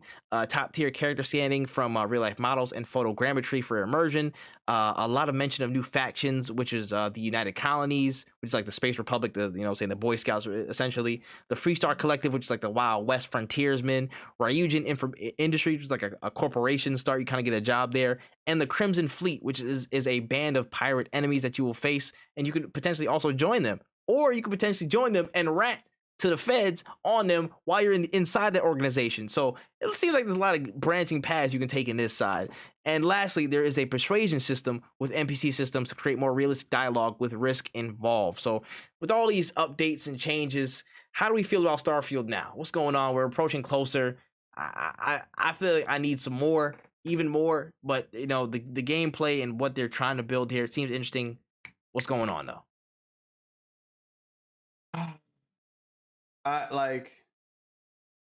Man, just start a podcast if this is what you guys want to do. Like, it's just, come on here, bro. You know what I'm saying? Like, just go on podcast and talk about the game if you're not going to show anything. I love developer like commentaries. I remember one of my favorite things was like in Jak and Daxter, they had like a mode where you could play through a mission and they would have like the director talk about it. Like, I love hearing about game development, but I don't like hearing about game development for a game that isn't developed. I would have loved to hear more about this. If you were gonna do this, do more of a podcast or just have an interview. But like, sitting here and putting out a video like Starfield and being like, oh, and it's just dudes sitting around the table being like, yo, so we're gonna do this sick thing in the game where you could join factions, and it's like, awesome. Where's the game though? You ain't got nothing to show me. Like, that's just, we just talking about, all right, cool. Again, follow the Harry Potter method. I don't care how big your game is. The Legacy at Hogwarts did a really good job. Nintendo does a really good job of being like, hey, here is this thing. You love it? It's sick, right? Look how done and finished it is. Guess what? 3 months from now you can buy it, or 6 months from now you can buy it. If your game isn't coming out within the year, I don't think you should talk about it, personally speaking, or within a year and a half. Because if you start putting things out, if you announce in December of 2020 that something's going to release in 2022, I'm going to forget about it by December 2021, unless you keep talking about it. But the more you keep talking about it, the more I'm going to assume that the game is coming out soon. So for you to sit around with your boys and being like, yo, guess what? For all the people who want to be snitches, you guys can be snitches in Starfield. It's like, great, bro. Gameplay, anything? Here's that cinematic you guys love. Cool, bro. I see you know a CGI team. Amazing. Anything else you guys got in the works? Release dates, anything like that? We're so excited for you to see it. Motherfucker, I'm excited for you to see it because I'm starting to think that it don't even exist at this point. Hey, I agree. I agree. Now, as much as I love to talk about the game development process and how you do these little intricate systems here and there, like I really do enjoy these talks about game development. Now, if that's all we're getting with no actual, like, you know, size gameplay, we got like one little shot, like a couple shots here and there, you know what I'm saying? Some people flipping buttons, your companion, you know what I'm saying? Little robot just turning to you and looking at you. And I'm like, okay, that's cool. You know what I'm saying? That's great. But give me the backdrop of the actual gameplay while you talk about these things, like more, like an actual, like give me like a 5-minute snippet. Just give me 5 minutes. Give me 5 minutes of like any start that you talk about in the video. Just do an overlay. Just give me our voices and that gameplay. And I'm like, okay, cool. That's something solid to base it off of. I just need to see more. You know what I'm saying? I just need to see more. That's literally it. Game Starfield, I'm honestly, I'm fairly excited for, but not too excited because I haven't seen anything though. I want the game to be good because I love diving into a Bethesda style game. I love that type of stuff. You know what I'm saying? You already know. I like Skyrim, you know what I'm saying? Skyrim, Morrowind, all that type of shit. Like, hands down, love to just get lost in that type of stuff. But if you're not showing us what's going on right now, I have no basis off to whether, you know, shout it to the mountaintops that this game is crazy or this game is like not good. You should not try it. Like, there's no definitive opinion right now. And of course, they're not locking down any dates. There could be a delay. I don't know, you know, but I'm just hoping that we see something solid this summer. Summer Games Fest is going to be big this year for a lot of games. Whether it's going to be games releasing this year or games releasing next year, we got to see gameplay for a lot of y'all. A lot of y'all need to come show y'all work. Like they told y'all in school, come show y'all work. It's time for a lot of y'all to come show your damn work. Herbie. Man. I just don't know. I don't know why we're talking about things that we don't have, you know? You're right, bro. I should have took the shit off the notes. But enough. No, not us. I mean, like, yeah, I know. Like, just in general. Yeah, I know. I'm fucking with you. No, I'm messing with you, bro. But yeah, Starfield again. I'm looking out, but show your work, bro. Show your work. All right, let's move forward to an interesting topic. Now, for me, this is a sign of the times, but you know, for a lot of people, this could be real brand new news to people. You know what I'm saying? They may be like, yo, what's going on? What the hell? Now, listen, this week, we've had a lot of updates about the Apex scene. You know what I'm saying? ALGS going on, all these tournaments. No, not none of that, though. For the mobile market, as Respawn is planning to make their big push onto phones and different devices with Apex Legends Mobile. Now, this game is now open and coming for pre-registration, so you can sign up now. And it showed off a variety of features this week, coming to mobile first, including new game modes like Team Deathmatch and Mini Royale, new mobile-only maps, and legends that will release mobile first. Now, that is a lot. I feel like there's an explanation behind it. Pretty simple, but just the raw reaction, the raw emotion. Let's take it to win, bro. Take it to win. How you feel? I fucking guess. Like, I don't know, bro. Like, this shit is just like, why? I understand why you want to make a mobile platform. Fortnite is making $1 bajillion a second, like, because they're on everything. I understand Apex wanting to be on everything. I get it. But when your game is primarily on consoles, it doesn't seem fair to me to put new modes and things on mobile first. I know the argument of like, if you put it on mobile, you have a smaller market and you can work on things to then port it over to the mainstream game. Like I get that. Like you'll have a place to test things. I don't think that testing things on mobile is a good idea because of how different mobile play will be from regular play. Because let's say there's team deathmatch. Let's say they see that team deathmatch doesn't get a lot of plays on mobile for whatever reason. So they're like, you know what? Maybe the community just doesn't want team deathmatch. That's not true. Maybe the team deathmatch isn't played on mobile because it's so hectic and it just doesn't work really well on the phones or whatever.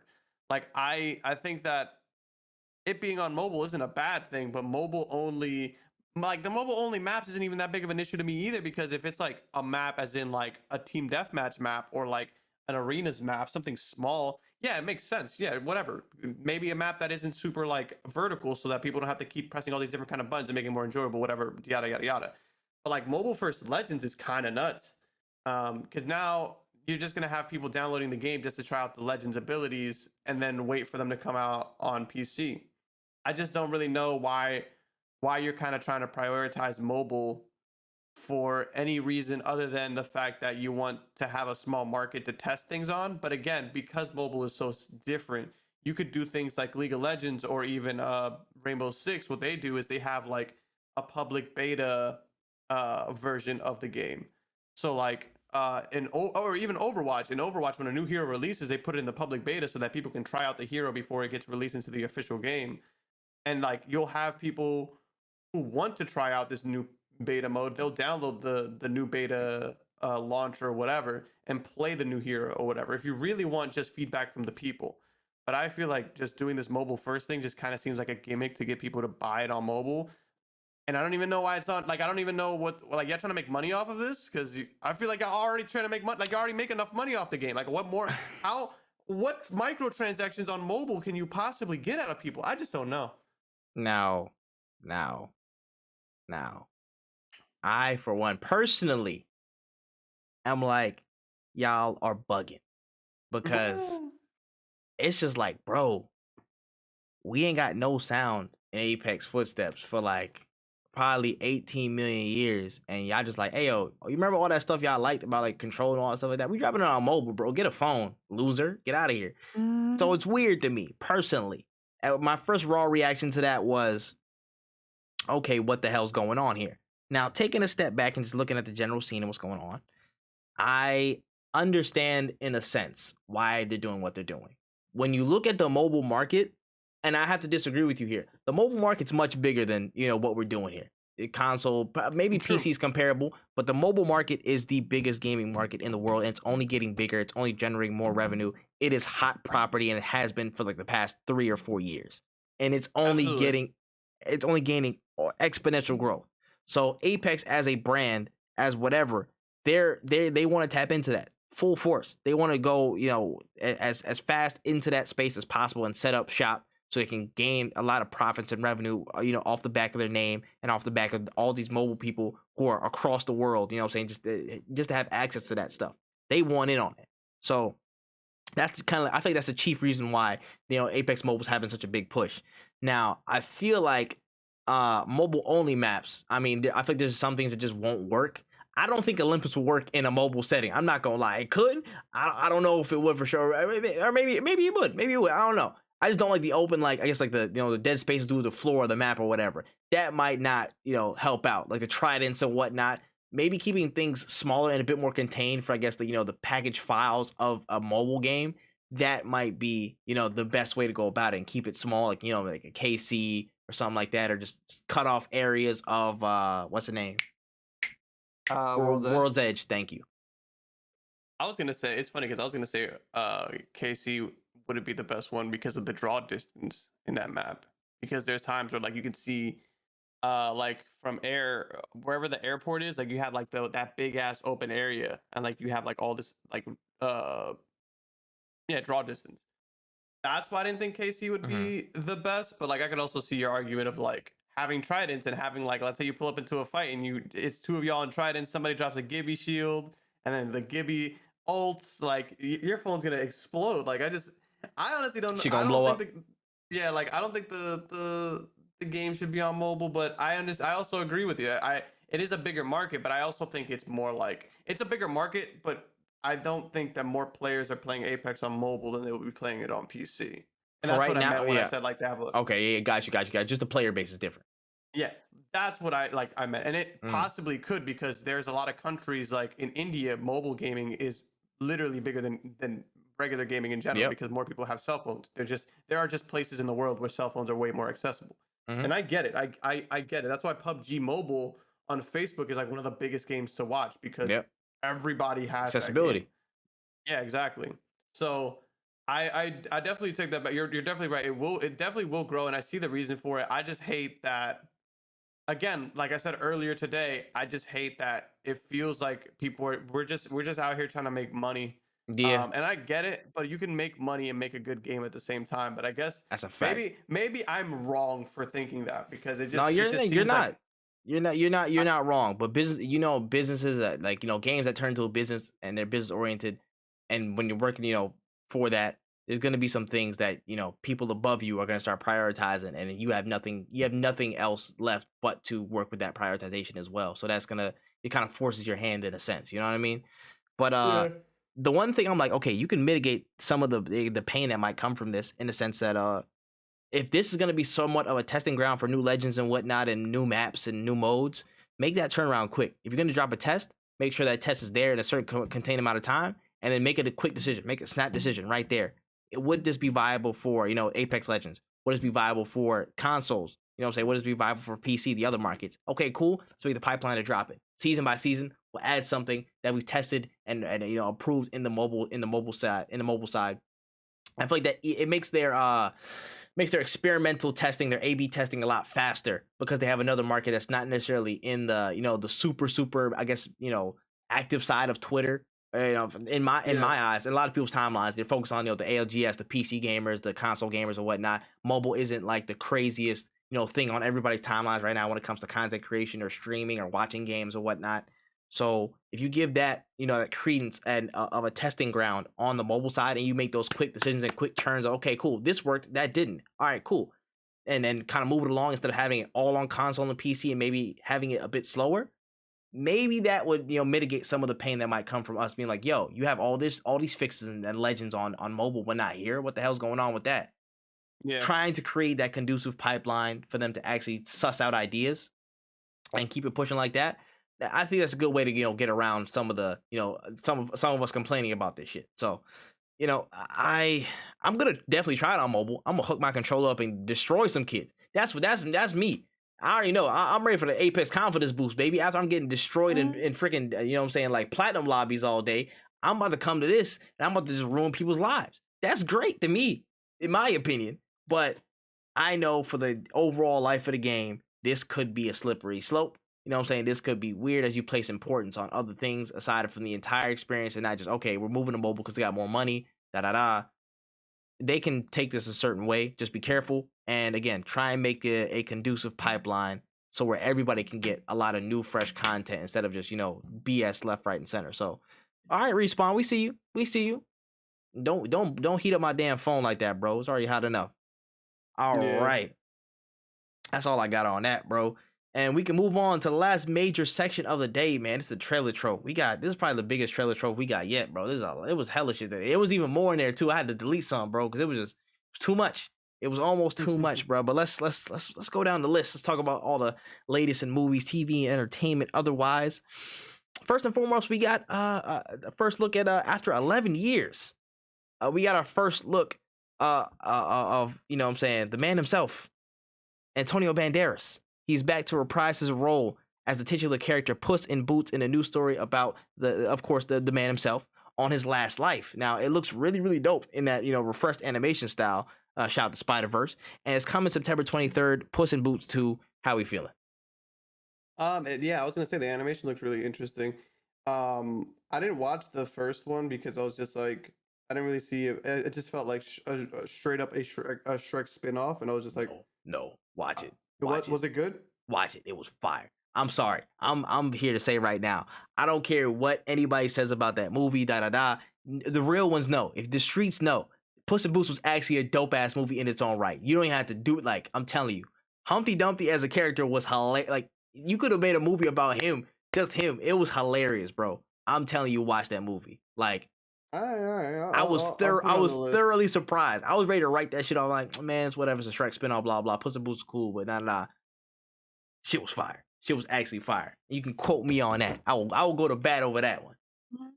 All right, I'll definitely check it out. But it definitely has piqued my interest. It seems pretty funny. I for sure I'm happy that DreamWorks is still cooking. Oh, In a absolutely. sense. Absolutely, man. I was like, they've done so much good work over the years, and I'm glad to see that they're back again. Like a decade since Puss in Boots, and even more since Shrek 2. So it's like a long time. You know what I'm saying? Just in the making and everything like that. So this looks like a really good movie. Again, the animation style looks fantastic, and you could just see like how it just kind of went left and deviated based off I feel like Spider-Verse kind of opened that back up where it's like you can do animation a little bit differently, right? You know what I'm saying? You're gonna like switch some formats, and not like didn't have to be all like all in one lane, and it looks really dope. I love it. It looks really really cool. I'm not gonna see it in theaters because you know what I'm saying, it's not that crazy, but I'm gonna definitely watch it though because For sure. I'm definitely down for it to be a funny movie. I think it will be. So you know what I'm saying, Puss in Boots too. Shout outs to them. Next up on the docket, we got an expanded look at the next MCU series, Miss Marvel, showing off Kamala Khan with a bit of different spin on her powers, like a pop art Lizzie McGuire type of art style. You know what I'm saying? Like things are popping out the screen, and a lot more coming on June 8th. So what do we think about this one? I'm not a fan of the changes of her power, but I am a fan of her being on the big screen, or at least on the screen. Her character is very interesting, and it really brings more diversity to the Marvel like catalog. I still wish her powers were the ones that we're used to in like the comic books of just like, or even in like the video games. But I am not against these powers either. I guess like I'm like, all right, we'll let it rock out. No. We'll see what happens. I am conflicted a little bit. Okay, I don't like it, but I understand why. So it's like same. okay.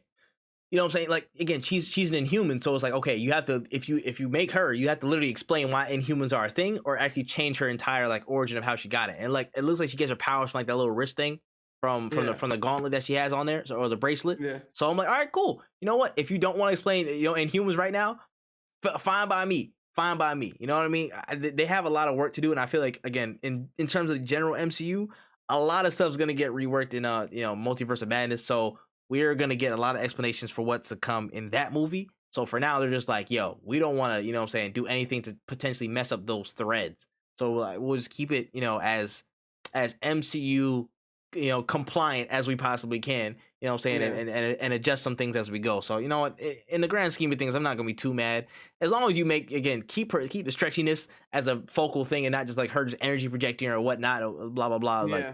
Like let's keep some of the at least a good amount of the character that we've seen before within the series. So that's cool. The series looked pretty decent. I don't know who the enemy is going to be for this though. That's the confusing part. What is the enemy? Like the life, the human condition? I don't know what's going on. Are we just like talking about a documentary about some shit? That's what I'm confused about. I'm like, what are we gonna, there's no like out and out bad person that we've seen so far in the trailers. And I'm like, that's a little bit worrying, a little bit concerning. I don't know. I don't want it to just be like, like thugs or like some gang organization that she has to fight. I want it to actually be somebody, significant of some relevance in her realm. So we'll see. That's pretty much my only worry. But yeah, man. Hey, Marvel been cooking lately, and they might cook even more with this what's it called, Moon Knight coming at the end of the month. So you know what I'm saying. I forgot. Hopefully.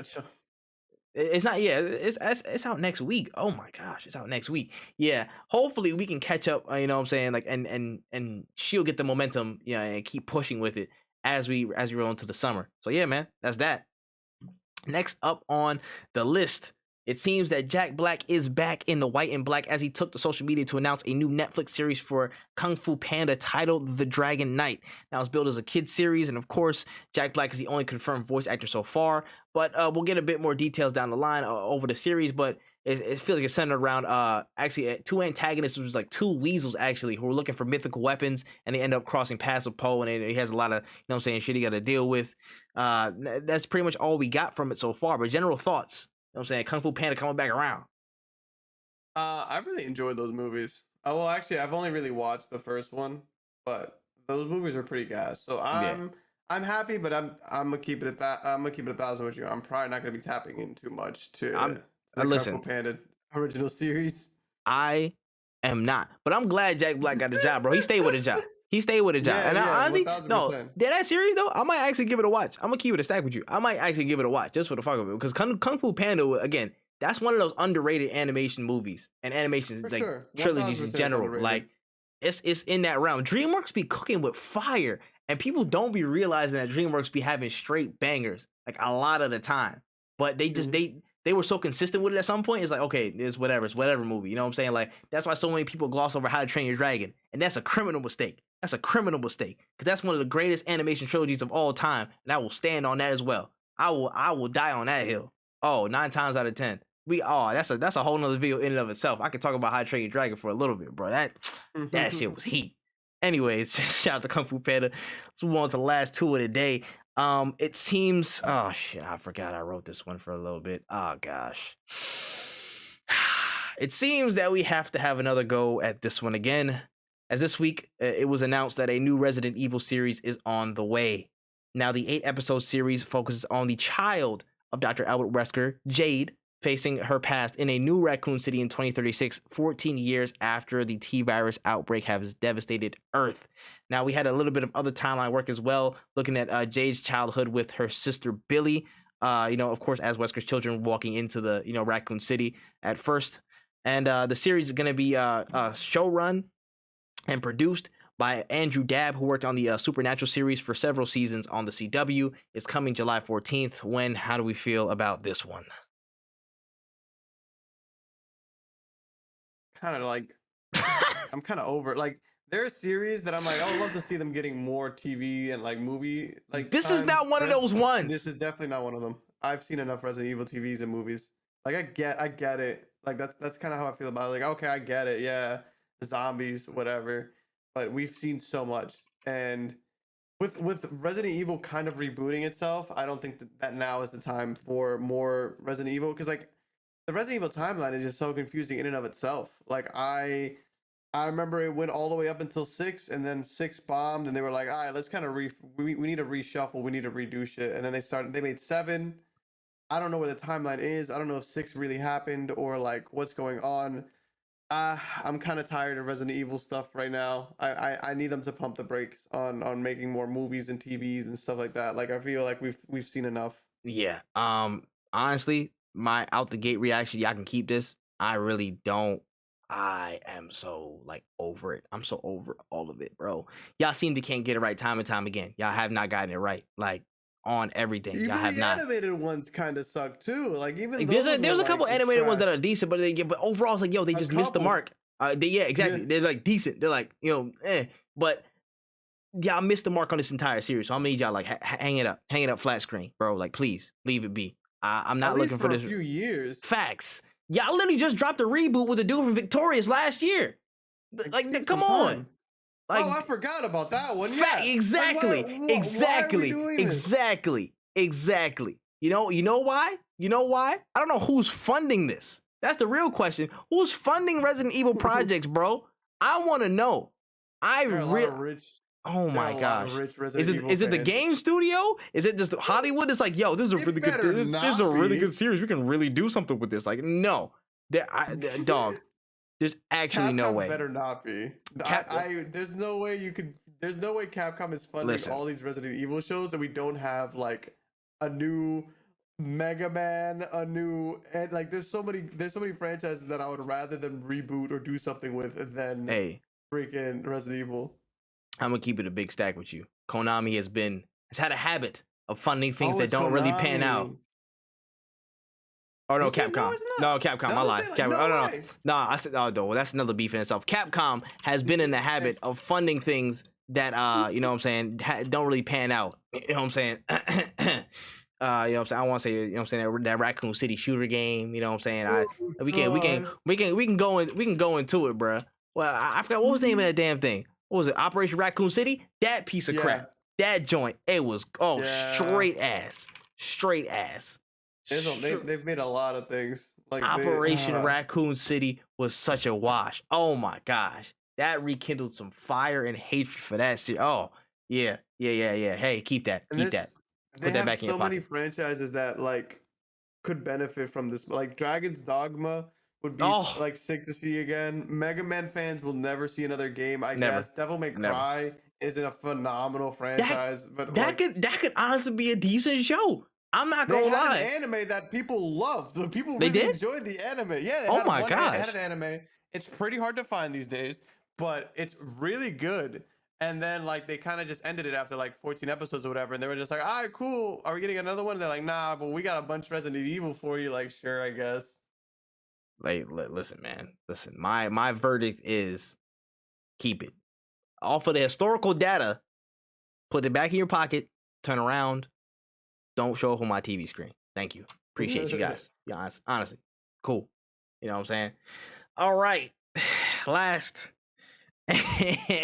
and possibly the funniest story to me out of the trailer trove, man. So this week we had some words from the team producing the Halo show coming at the end of this month. So the main story here lies actually with the process of looking at the source material or lack thereof, as Halo showrunners decided that a show about a video game should not be influenced by the video game. So in an interview with Variety, showrunner Stephen Kane said, "We didn't look at the game. We didn't talk about the game. We talked about the characters and the world." So my thing is, how in the hell do you make a show without at least looking at some other form of source material on this? You know what I mean? Like, I know there's Halo books that you could possibly look at that do some offshoot stories. But if you're doing a story with Master Chief in it, wouldn't it be smart to look at the games that have him in there? When your thoughts? When I might be crazy. Your thoughts? You want to know a movie, friend? You want to know a movie that was made where the source material was very much like taboo and not looked at? Remember the first X-Men movie? Oh my god! That was a movie that was made, and the director was like, "We're not even like they." Hugh Jackman said in an interview that they weren't even allowed to have the comic books on set, like they were sneaking them in to understand their characters. And I was like, so the movie where they're all wearing like leather and black, and people were like, "Wow, this isn't X-Men at all." That's what. Man, Halo, stop fucking playing. Like let's be real here. I understand part of it, like I understand being like, I don't want to take too much from the game because we're trying to like create our own thing over here. I understand that. But to say we're not going to talk or even come up, we're not even going to address, like use anything from the games or anything, that just doesn't make sense, because it is like, how can you respect the source material while also not even using the source, like not using it at all? Like, it just doesn't make any sense, like from any perspective. I understand what you're trying to do, but like this rigid, like, no, is gonna bite you in the ass. And honestly, I guess it gives me more time because I'm just not gonna watch the show if it sucks. Like, I really hope that you guys know what you're doing. Now, this is the thing. There's a lot of directions that Halo could have gone as a story. I feel like there's a lot of gaps in time that you can honestly fill with some things about Chief's, history, or maybe some, again, offshoot adventures that he's done that maybe set up the legend that he is. Again, building the monument to his sins, kind of like that story. This feels really, really origin, where he's actually just like, a mindless Spartan, and then he starts to gain like his consciousness, you know what I'm saying, as Cortana's introduced, and like, okay, he doesn't have the, the chip that like, he's automatically loyal to whatever UNSC operative or whatever he's reporting to, or some shit like that. But it seems like one of the hard stances that they've taken in this development process is not looking at any of the games. Like, they purposely went, we don't want to have any fealty to those games whatsoever. And again, look into the Variety article, they literally said that. It's like, one of the sticking points with the failed movie adaptation was reportedly Microsoft's rigid fealty to the game's backstory. So if there was a movie in place, but then they said it failed because they wanted it to be much like the game. Now, there's a way to straddle that point, but you're going on the opposite side. You're having a rigid fealty to not looking at the game. Of course, you're looking at the lore and stuff like that, but if you're dealing with a story about Master Chief, specifically about him, Cortana, and what that might entail, I think you need to actually look at the games that had him in there, the actual OG concepts that had Master Chief and Cortana there. That's just my opinion. So you can know, okay, what to look for. What are some tendencies? What's the relationship between those two and how they interact with the environment? People like Johnson, people that might be introduced, might not be. How do you weave them in? Just automatically not looking to that and just making your own thing about the same character who's had that story. That's where some lines like, people, OG fans who are like, gonna start looking for this. Most of your audience, most likely, who is looking for this, they're gonna have some, potential issues. Like, okay, what the hell is this? You know what I'm saying? Like, I just feel like they should have taken a more in the middle approach where they actually take their time to look at the games and figure out, okay, what went right with the games, what they want to change with the games, and make a story based on that. But completely avoiding them is probably not the move. It's probably not the move. That was some of the funny shit I heard, bro. I was like, dog, like, I'm about to make a game on Kingdom Hearts. You know what I'm saying? I want it to feel like Kingdom Hearts. I want all the fans of the series to be involved with this series. You know what I mean? I want people to be really involved with this project. All the Kingdom Hearts fans out here. This for y'all. Awesome. How'd you study it, man? So, well, I started by, like, I got a couple general story books and stuff like that. I got stuff from Nomura about like how the world was built, but like, we just kind of made stuff from there. Okay, cool. But have you played any of the games? Nah. No. Why the fuck would I? I did it on purpose. I'm not playing that. I'm making my story. I'm not playing those games. You see how stupid that kind of sounds? You know what I mean? Like I feel like if you're adding to the project history of a certain franchise or an IP, the onus is on you to actually study that IP inside and out and figure out what's been done, where you should go, and how have the core fans and how was the following received all these projects. So if you really want to make something great, you need to figure out the foundation that you're standing on, and that's a really big part of production on anything, I believe, when it comes to that stuff. Where are you standing on? If it's an established IP, what has been the roots of the franchise that's kept it up, from characters to world to story to whatever elements to all that stuff. You need to figure it out. And I'm hoping the series comes out good. Don't get me wrong. Again, I'm a Halo fan. I hope the series comes out fire. But this is a little unnerving. Just a little bit. Just a tiny little bit. But yeah. You know what I'm saying? I hope that when the show comes out, I'm eating my words and I'm like, I was wrong. Please. Like, I was wrong. They did a good job. I really hope that that's the case, but we will see. Like, literally, bro. I'm just saying, we speaking from experience, because we've seen IPs, get adapted to a movie or TV show format, and they have not turned out good.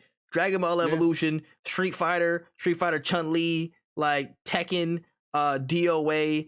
Don't make me go down the list, because that's 5 off the top of. That's not even off the top of my head. That's like off the top of my heart. That's like impulse. That's a constant strain. That's sitting on my aorta right now. That could have possibly killed me yesterday, but it's there. You know what I mean? Like, it's just a lot. Halo.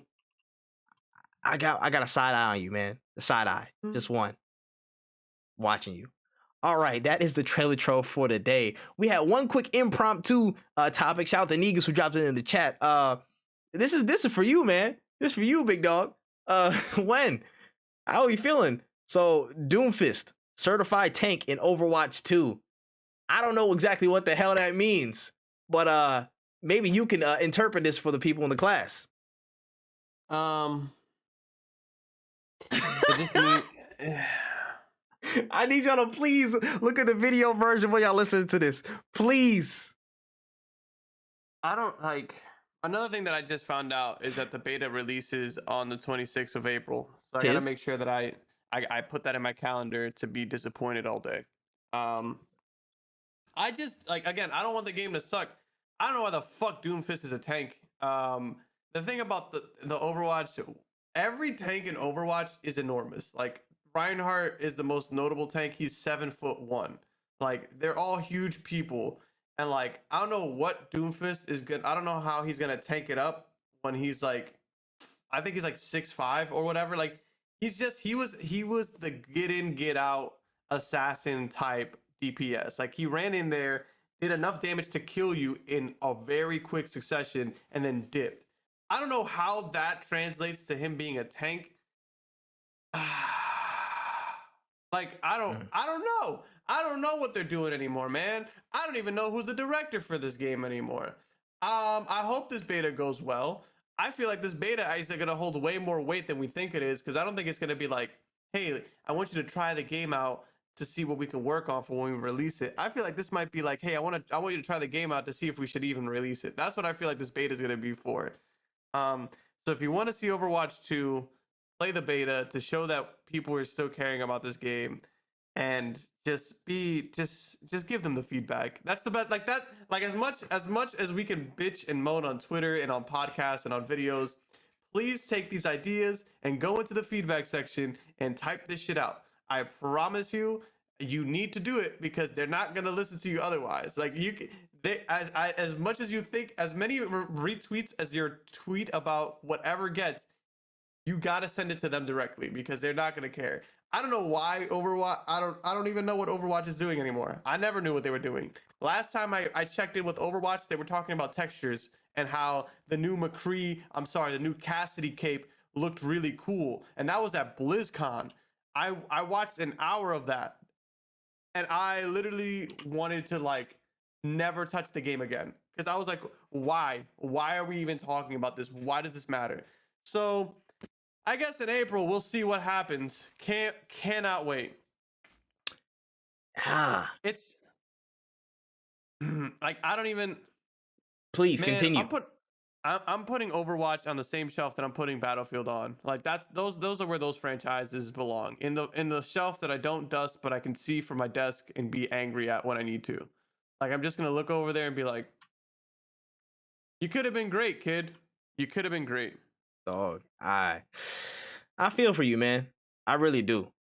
And shout out to what's it called? Shout out to Negus as well. He's literally like, bro, it's like, yo, a game you love, bro. Just getting gunned down like this in the streets. Every game I love gets gunned down. I don't know why I fucking love games anymore. Every single game that I fucking adore gets shot in the face. The only thing I have left is Death Stranding, and I can't even say that. I really hope that. You better keep that shit in a box, my guy. You better keep it. You better pack it in a box and walk that way with it. Don't even say nothing. Bro, just walk. The only thing I have left, it feels like. I don't love anything. I don't even like even Apex, which I really enjoyed. As soon as I started really enjoying it, they were like, "Hey, buddy. Here's a $160 Bloodhound skin. There you go, pal. This is where we're heading." And I'm like, all right, cool. So this is just a friends with benefits situation. I'm not going to put a ring on it. I'm just going to keep you at a distance, because obviously you're going to hurt me down the line. I don't even want to get into it. Like, yeah. I really do. I understand, bro. I kind of understand. Like, it's never been this bad for me, I don't think, for a game. Actually, wait, has it? Possibly. Kingdom Hearts 3 possibly was bad. On launch, it was pretty bad. I'm not gonna lie. Like, niggas were tight that day, but it wasn't like game breaking. You got to do a Kingdom Hearts 3 2, you know what I'm saying, type of thing. Yeah. They redeemed themselves over time consistently. I will say that. Maybe Brink. There's the only thing in my head I can remember. Like, I was super excited for that game, and now it was dropping around my birthday. Why are you laughing? Why are you laughing?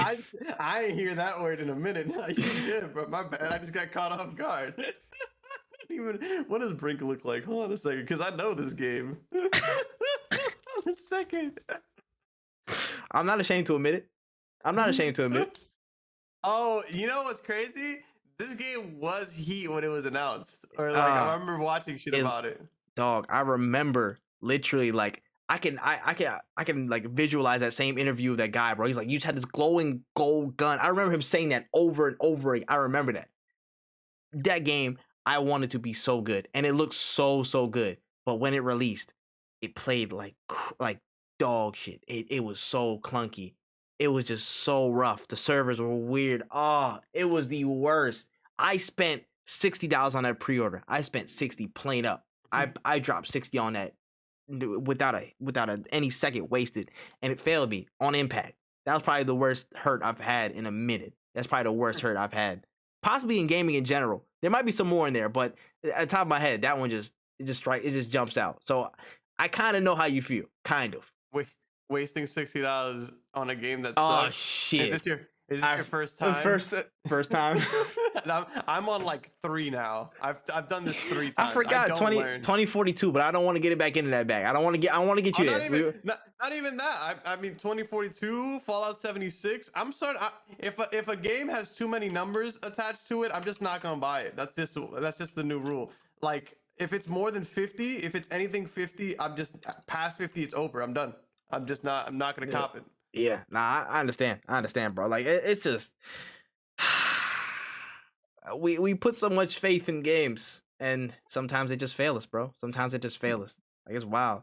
Like dang, there has to be a list. I gotta go do some research on the biggest flops. You know what I'm saying? I do a bit on the biggest flops in gaming like throughout all the years, because there's a lot of like hidden joints that I feel like we just forget about. That they just died like mad fast. It's a lot. There's definitely a list. There's a bunch of games that I could tell you that burned me. But dang, we don't have enough time for that. I got a video idea. All right, we're gonna say that for another. We're gonna say that for another day. That's actually a pretty good video. Hold on. Oh shoot, that's hot. Hey, podcast. Y'all didn't hear nothing, bro. If y'all see something on YouTube the next couple of weeks, you ain't see shit. All right. Anyways. Shout outs to, you know what I'm saying, everybody out here, you know what I'm saying, Overwatch 2. May the Lord have mercy on your soul. That's all the topics we have for the day. Is there anything else that we might have missed? I know I personally took off the Sonic 2 trailer. It was just more looks at it. It looks pretty dope, by the way. It might actually be like, it might be that top 1 video game movie when it comes out. I ain't gonna lie. It's looking pretty good. But that's pretty much everything I had off the top of my head. Yeah, I don't have anything that I really would want to add. I don't think. 7 days till Kirby. That's all I really have to add about anything, really. Honestly, Stranger Paradise though. I'm about to say I don't want to cut you off real quick, but yes, Nick actually dropped a good point. Stranger Paradise did drop. People said it was actually pretty decent. Stranger Chaos. Paradise. I'm here to kill Chaos. That guy. Oh, it did. Yes. I want to get it, but I'm broke, and it's like if I get Chaos, like I want to get WWE. I forgot WWE dropped too. Yeah. When I played WWE, we got to talk about that as well. But Stranger Paradise, I've heard it was pretty good. I want to get WWE, but I don't have the money for it. I literally was telling Ro, like, yo, I saw Cray and Ace playing it yesterday. It looks really fun. And she's like, motherfucker, you just got paid for the first time today.